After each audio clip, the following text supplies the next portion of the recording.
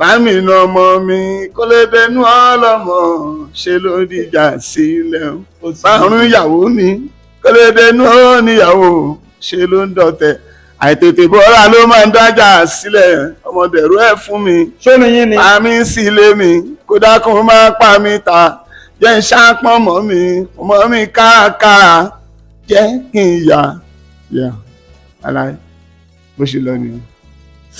A dẹ̀ ṣe recording yẹn bẹ̀rẹ̀ recording yẹn all of a sudden wọ́n stop ẹ̀ like 3, 4, 5. ṣé ẹ meet nǹkan tó yẹ kẹ́ kọ́ ni.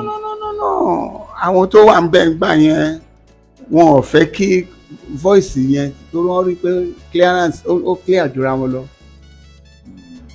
Bàbá mi ọ̀rọ̀ pọ̀ ń bẹ̀ ṣá Katsina Tea Sugar up to date ló ní Fuji ṣe ń bínú ara wọn n tí wọ́n ń pè ní Fuji ọ̀tẹ̀ ni kò sí tó ń jórin ẹjọ́ kí lórin kí ni mo ṣe first record mi fún they traced me down to record me láti gbà yẹn báyìí wàláì wọn ò jẹ́ ká àtún fojú kojú mọ́ láti bàdà. royalty wa ń kọ́ àṣà lè ṣiṣẹ́ fún yàn ká má gbowó. royalty wo ni eléré ń gbà gbogbo bàtà ń sọ yìí. Èmi Adewale Ahmed o Konta creator ẹ̀rí mo jẹ́ ní mi ọmọ Sàjáni o ọmọ Sàjáni Adewale ọmọ.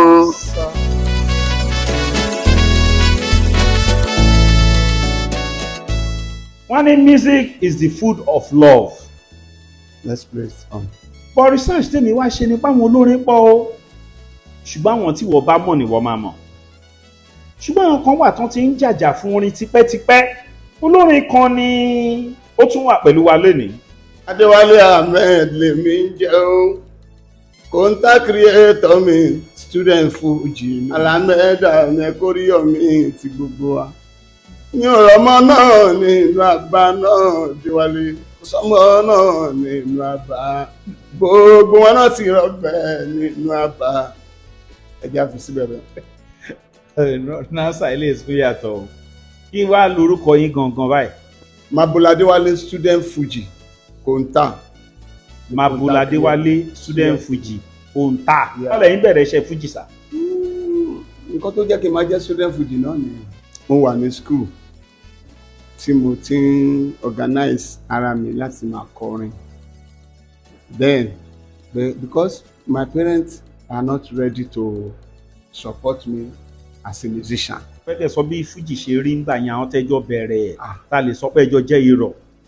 Alhamdulillah àwọn tó mi lè kà á tán because mo believe pé by counting gan mo lè ṣe lómi mi ìdẹ̀ ní fẹ́ ṣe ẹnì kankan but the only thing ni pé gbogbo àwọn atájọ wà ń gbà yẹn most people ẹlòmíì ò wà ní existence kì í ṣe pé bóyá wọn ò sí láyé o èyí tó ti kú o èyí tí ò dẹ̀ sí field mọ́.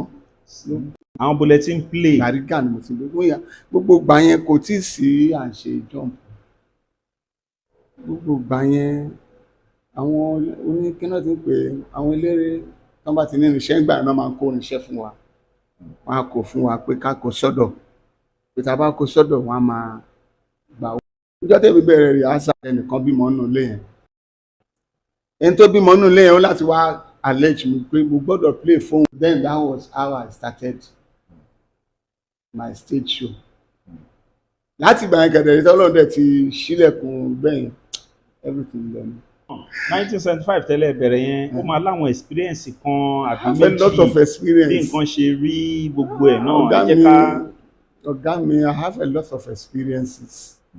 Kò ṣe narrate tán.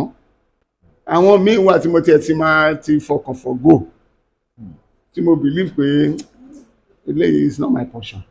So but ẹ ṣáà máa bá mi dúpẹ́ pé ẹ̀mí mi ṣì wà ó ló fún mi ní grace láti máa sọ̀rọ̀ báyìí tí ẹ̀mí bá ṣì wà that is proverb Yorùbá bí tẹ́mi bá ṣì wà ìrètí ṣì ń bẹ ibi máa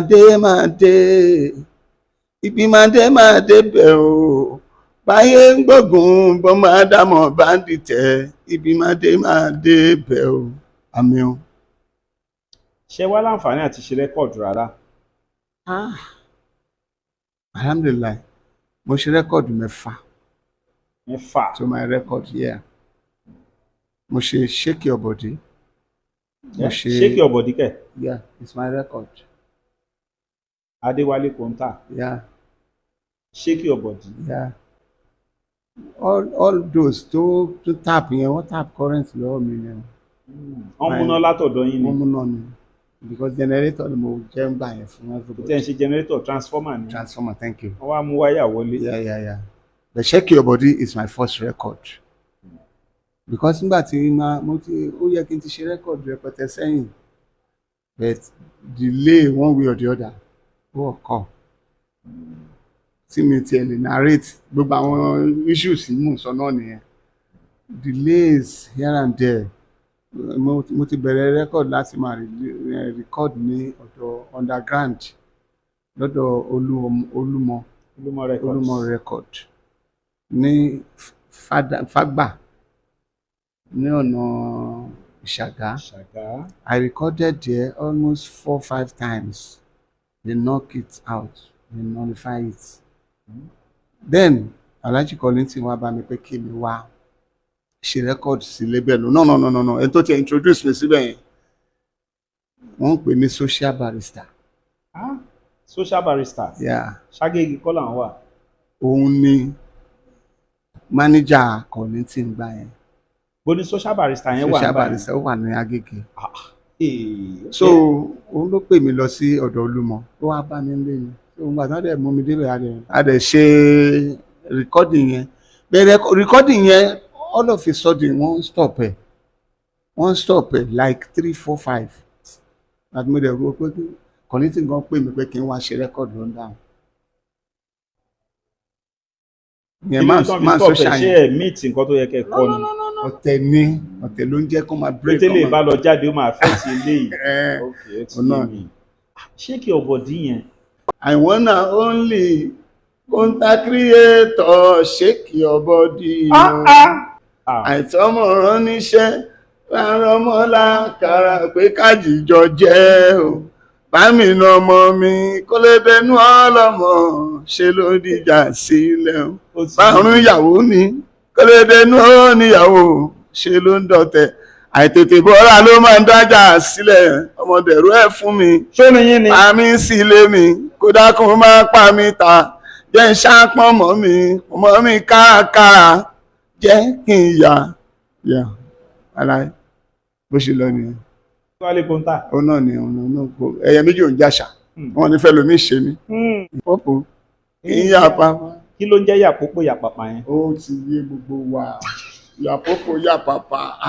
Ó ti yé rè. Bọ́bọ́ ní inspiration rẹ̀ tí yín ti ń wá. Ìgboro lẹ́yìn náà máa jẹ́ o. Lárìnká lorúkọ mi láti bẹ̀rẹ̀. Orúkọ tí mò ń jẹ́ nìyẹn. Lárìnká ni. Lárìnká ni. Àìdúró lójú kan náà ló jẹ́ kí n débi báyìí. Bẹ́ẹ̀ni. Tó bá jẹ́ pé mo rẹpẹtẹ ni. Ẹ jó ní Fújì gan lójú mi Ọlọ́run. Honestly. You are not the first person. Ẹ jó ní Fújì o. Alhamdulillah. Honestly. You are not the first person. Ẹ jọ àwọn tó fẹ́ jọba tán sì wà ní pèbí balẹ̀. Alhamdulillah. You are looking fresh and you are looking fine. Thank you. Ẹ̀mí yẹn Adégún ṣá. Amen. But ọmọdé ẹ fún mi. Pa mí sílé mi kó dákun má pa mí ta. Jẹ́ ń ṣápọ́n mọ́ mi. Mọ̀mọ́ mi kárakára. Ọmọdé jẹ́ kí n yà pàpà. Kí ni ìtumọ̀ orin? Ta ló mú orin wá sáyé o? Kò sẹ́ni tó mú orin wá sáyé. Ta ló mú orin wá sáyé o? Kò sẹ́ni tó mú orin. Nígbà ayé Ànábì òjíṣẹ́ ni wọ́n ti ń kọrin. Ẹ̀yà Ànábì mà ní tiwọn. Wọ́n bá sàsí pẹ̀lú mú ibi ni wọ́n fi ń kọrin. Na àwọn rẹ́kọ̀d tẹ kọ yẹn sà ṣé yẹn ò jáde ni. Ó jáde àwọn gan ló boost jù. But àwọn késẹ̀tì ni wọ́n àbí. LP àti késẹ̀tì méjèèjì ló jáde papọ̀ ńgbà yẹn náà ṣì jáde papọ̀. LP mi. Na táwọn rẹ́kọ̀dù yẹn jáde àwọn rẹ́kọ̀dù mi wo ló tún wà ń tà torí mo rántí láwọn ìgbà kan táwọn orin bá máa jáde báyẹn tí kan bá jáde lénìí ó lè dọ́jọ́ kejì wọ́n máa lẹ pósítà wọn káàkiri bàbá kan wà lábẹ́òkúta ńgbà yẹn tá à ń pè ní Akíọdé Records. Ayé ìgbà kan mo rántí Ṣíṣínà Àkànní kan jáde Fuji Scorpido. Ìhun yẹn kan jọjọ tán lá ní ẹ̀yìn lẹ́rẹ̀ o. Thank you. That Shina Akànnì, to bless memory. Shina Akànnì yẹn rẹ́kọ̀dù tó rìlíìsì fún yẹn ọ̀dọ̀ Olúmọ ló ti rìkọ́dù ẹ̀. After tèmi dẹ̀ ti rìkọ́dù oríṣiríṣi náà ti ná even gan wọ́n rọ̀ṣẹ̀ gbé jáde ni nígbà tí wọ́n gbà kan gbé jáde Lákísìn gbé jáde unexpectedly ni ìyẹn ló ṣe ṣáájú tèmi ṣé kí ọ̀bọ̀dún yẹn jáde. That one was released around 86 and I released my first album at around 87. Àtọ́já ti dé Kọ́lá Adéjòjò. Èyí tó tún wá gbé wá lọ́tẹ̀ yìí ó ní agbára ó ti ṣe bẹ́ẹ̀ rí ó kó gbogbo àgbà lọ sí orí òkè Olúmọ. Oore tọ́lọ́run á ṣe fẹ́yìn olólùfẹ́ ètò Kasinati á kó. A lọ láyọ̀ a bọ̀ láyọ̀. Èyí tó tún wá gbé wá lọ́tẹ̀ yìí ó ní òun fẹ́ kó gbogbo àgbàlagbà arúgbó lọ sí swimming pool. Eléyìí tó máa dùn ó máa lárinrin o. Ẹ wá kẹ́ darapọ̀ mọ́ wa kẹ́ jẹ́ ká lọ Kasinati gẹ́gẹ́ bí ìṣe rẹ̀. Kasinati sugar ẹ má gbàgbé o lọ́tẹ̀ yìí swimming pool ló máa kó wa lọ àjọmọdé bẹ́ẹ̀. Bọ́bá ti yá ó ti yá. Ó wá ní second record. My second record is Never You Be a Lagos Looker. Never you be a Lagos looker. Find something doing. Never you be a Lagos looker. Find something doing. Mayoluwo ran ìwà arákùnrin wá nǹkan dì mú. Never you be a Lagos looker. Ó wá ní third one. Mo ṣe bàgbà. Ọlọ́run Ọlọ́run ọba kó máa fi ṣọ́ ẹ̀ṣọ́ wa ó kó wá ní dàbọ̀ ẹ̀bọ̀ fourth wa. record yìí. Fourth record ní Current Susi ní fourth record. Méjèèjì yẹn mo ṣe fún Motmoxi. Second record mi mo ṣe fún Láti Alágbádá. Because number one tí mo ṣe fún kí náà ti ń pè ọmọ ajé ni mo ṣe first record mi fún. They traced me down to record me. Nígbà yẹn ni Konta wà láàrin àwọn àti Wasiu Ayinde. Konta tó wà láàrin wọn yẹn náà ṣe torí ẹ̀ wá èmi wá. Wọ́n mú èmi ní àti outside wọ́n mú Ṣáúrà láti Lagos Island. Ṣáúrà. RIP. Ìgbà tá a dẹ̀ ṣe tán ní ìròpó tó tún ìsàn ti release. Wọ́n ṣá release record yẹn láti fasting company wọn. Nígbà tí wọ́n dẹ̀ máa di pé kí ló dé pé láti ìgbà yẹn báyìí wàláhì wọn ò jẹ́ ká tó fojú kojú mọ́ láti bàtà ti record. Wàláhì tàlàsán láti September 1987 yẹn wọ́n ti release on the 12th. Mi ò fojú mi kan ojú wọn báyìí. Royalty wa ń kọ́. Ṣá lè ṣiṣẹ́ fún yàn ká má gbowó. Royalty wo ni eléré ń gbà ń gbogbo bàtà ń sọ yìí. September 1987. September 12 náà release mi. Mo wà lórí stage báyìí náà sọ pé kí náà ti ń pè kú. That was then tí Awólọ́wọ̀ kú. So láti ìgbà yẹn mi ò fojú mi kan àwọn ẹ̀gbọ́n àtàbúrò. Ìkan ló jọba nìbàdàn. Bẹ́ẹ̀ni. Ìyẹn Bàbá Alájé. Àkànmú Sọ́líù. Àbúrò ẹ̀ ní Ambale Ìṣọ̀lá. So àwọn méjèèjì yẹn wọ́n avoid mi títí tán fi kú ní ìsìn ṣá. But thank God ṣá. Èmi náà mo ṣe wà láyé yìí. Àdúgbò fọlọ́. Èwo wá ní ìkarùn-ún? Then ọdún wo lẹ ti release di. Tí mo ti release gbẹ̀yìn sìn. Bóyá 2006. Ẹ ṣé ká sọ pé kò sí orin mọ́lẹ̀ fi release mọ́ ní àbíkú ká sọ pé ṣẹlẹ̀. Kì í ṣe pé kò sọ orin mọ́ orin ṣe. Ṣorin ti tán nílé àgọ́dọ̀ orin mi, orin ò lè tán nílé record mi kan ni mo kọ yẹn last record. Ṣóhun ti tán lágbòlé odù ní odù ò lè tán lágbòlé odù wa àwọn ò pé Jagun Adéwálé náà kì í ké wọn níjọra ohun olóbùrò a sì máa yàtọ̀ ní gèdèǹgbé. Ṣọ́dù ti tán lágbolé odù ní odù ò lè tán lágbolé odù wa. So rẹ́kọ̀dù mi tí mo ṣe last yẹn ni mo pè ní òdodo ọ̀rọ̀. Ìkan wà ńbẹ̀ náà. The fifth one is Konta dimension. So bí mo ṣe lójọ́ nìyẹn. Ta ló kọ́ yín iṣẹ́ orin? Alhamdulillah. Àkàndá ni Ọlọ́run ọba ni. Àkàndá ni Ọlọ́run ọba ni. Ọlọ́run ló fi ìlànà orin hàn mí. Kì í ṣe bẹ́ẹ̀ kọ́ lẹ́yìn. Mo tẹ̀lé léré rí o. Ní kékeré o. Gbogbo gba wéré yẹn àtẹ̀lé léré o. Torí àwa náà jí wéré ládùúgbò wa ń gbà yẹn. Ní Bàrígà. But àkà yẹn sí pé bóyá nǹkan ṣe lọ́wọ́ wọn. Torí pé ìgbà tí yìí ò bá ti gbére, tí yìí ò lùlù, tí yìí ò ṣe nǹkan kan, wọn ò ní sọ pé ọmọ ṣe àwọn ẹ̀. So bẹ̀tẹ̀ eléré yẹn ó ti pẹ́, wọ́n ń pè ní Bàṣírù Àkànjì, ó ti pẹ́ gan. Ní ti ẹ̀gbúrú ẹni gan ògbúrú ẹ̀ mọ̀. Kasinati Sugar up to date ló ní Fújì ṣe ń bínú ara wọn. N tí wọ́n ń pè ní Fújì ọ̀tẹ̀ ni kò sí tó ń jórin. Ẹjọ́ kí lórin? Lágbájá wà ní èèyàn kan wà ní other side inú yàrá lọ́hùn, èèyàn kan wà ní yàrá ń bí, ó ń kọrin ọ̀tẹ̀ sí ẹni tó wà lọ́hùn, ẹni tó wà lọ́hùn yẹn náà ń dá lóhùn. Láti sórin kò sí tó ń jórin ju pé tí wọ́n bá eradicate ọ̀tẹ̀ nídìí orin máa fọ́ ni. Tí wọ́n bá eradicate ọ̀tẹ̀ nídìí orin máa fọ́ gbámú. But àwọn sàn ní àtòbé ń kọ́. Ṣé wọ́n ọjà dé ọlá dé ọlá. So orin ìṣẹ̀dálẹ̀ obìnrin ni. Ọ̀tẹ̀ ni. Orin ló ń ṣíwájú ọ̀tẹ̀. Ọ̀tẹ̀ ló ń ṣáájú orin. Ọ̀tẹ̀ ló bí orin. Ókè sí onílù àsọpọ̀ òun lọ̀gá eléré olórin náà lóun lọ̀gá onílù. Bẹ́ẹ̀ ibi tí Ọlọ́run ti ń bá a yanjú ẹ̀ lọ́rọ̀ owó. Ibi tí Ọlọ́run ti ń yanjú ẹ̀ nìyẹn. Owó lọ́lọ́run fi bá wa yanjú ẹ̀ ló gbé agbára owó lé olórin lọ́wọ́. Torí olórin náà fẹ́ pèlè léré náà fẹ́ sanwó eré fún. Olórin bá dẹ̀ gbárí the only thing tí Ọlọ́run fi ń pọ́n àwọn onílù lé ni pé sáàrin wa. Nígbà tẹ́ dá báǹdì yín lẹ̀ orúkọ wo lẹ̀ ń pè?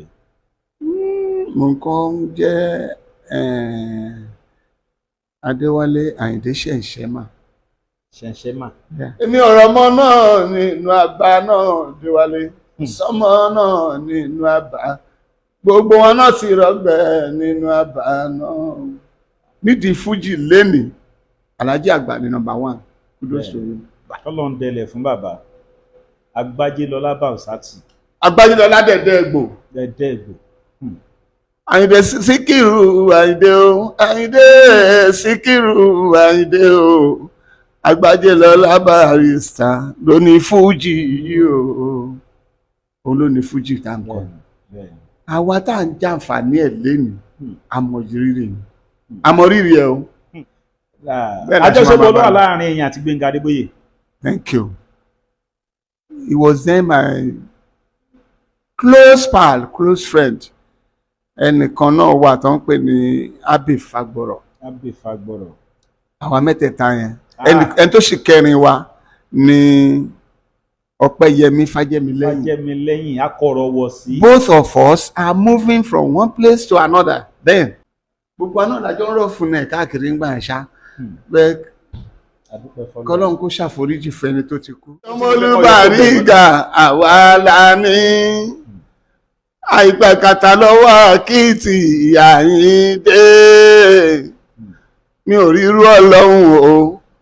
Èmi ò rírú Ọlọ́run èrò ènìyàn ń bà mí. Gbogbo ẹni tẹ́ fẹ́ pè wọ́n pátá fún eré fún event ẹ bá fún wọn ní tẹlifóònù nọ́mbà yín. Ẹ ń wò wá káàkiri àgbáyé all over the world. Ibi yòówù tẹ́ ti fẹ́ ṣe patí bójú Oǹdó ní àbẹ́kọ̀ nìkan lẹ́tí. Wọ́n fẹ́ pè mí lọ London kan lọ Amẹ́ríkà. Why not? Ó yá ẹ bá ń fún wọn ní tẹlifóònù nọ́mbà yín. 080 333 20 120 080 333 20 120. Aula bitter tea ẹkùn akíkanjú tí ń wọ̀yá ìjà pẹ̀lú àwọn àìsàn bíi kíndìnrín èyí tó ní stone nínú kidney stone yóò mẹ́ẹ̀tì rẹ̀ tẹ́ẹ̀sì yámọ́ ìgbẹ́ dànù òun kan náà sì tún ní o ló ń ṣiṣẹ́ fún liver àìsàn jẹ̀dọ̀jẹ̀dọ̀ a tún máa ṣiṣẹ́ fún heart ìyẹn ìṣòro àìlèmí sókè sódò dáadáa tó tún ṣiṣẹ́ fún ìfúnpá gíga high blood pressure bákan náà gbogbo ẹ̀yin tẹ́ bá ní ìṣòro ìsétọ̀ tá a mọ̀ sí prostate cancer gbogbo àwọn àìsàn tá a là kalẹ̀ yìí pátápátá ni yóò wo gbogbo ẹ̀sán ẹ̀yin tẹ́ wà ní Manchester láti rí egbògi now Aula bitter tea rà ẹ kàn sí wọn ní number 45 Middleton Garden Manchester M24 1AB tàbí kẹ́ ẹ pè sórí àwọn nọ́mbà tó wà lójú ìwòran yìí àti Nigerians number yìí pẹ̀lú egbògi la Aula bitter tea ewé àtegbò pọ́nbélé wọ́n fi ṣe àgbékalẹ̀ rẹ̀ pẹ̀lúra lónìí kò jẹ́rìí sí ìmọ̀ ìjìnlẹ̀ tiwantiwa.